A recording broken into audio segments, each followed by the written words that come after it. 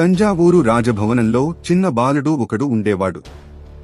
ఆ బాలుడి కళ్లలో వెలుగులు, హృదయంలో ధైర్యం. చిన్నప్పటినుంచే అతనికి సైన్య శిక్షణ, రాజపాలన, ప్రజాసేవలంటే మక్కువ. అతనే తరువాత చరిత్రలో చిరస్థాయిగా నిలిచిన రాజరాజ చోళుడు. క్రీస్తు శకం 985లో రాజరాజ సింహాసనం అధిరోహించాడు.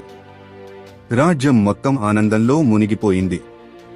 ఆయన పాలనలో చోళ సామ్రాజ్యం కేవలం ఒక రాజ్యం కాదు, ఒక సంస్కృతి, ఒక గౌరవం.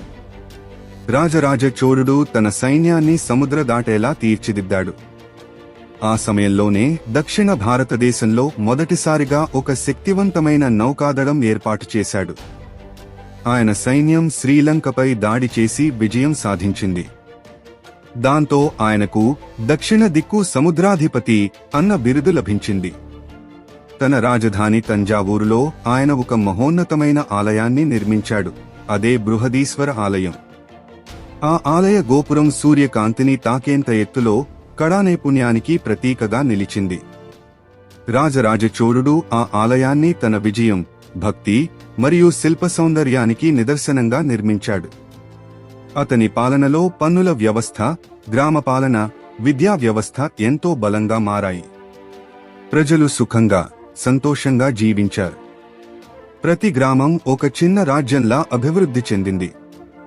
రాజరాజ చోళుడు పాలనలో చోళ సామ్రాజ్యం దక్షిణ భారత చరిత్రలో స్వర్ణయుగంగా నిలిచింది.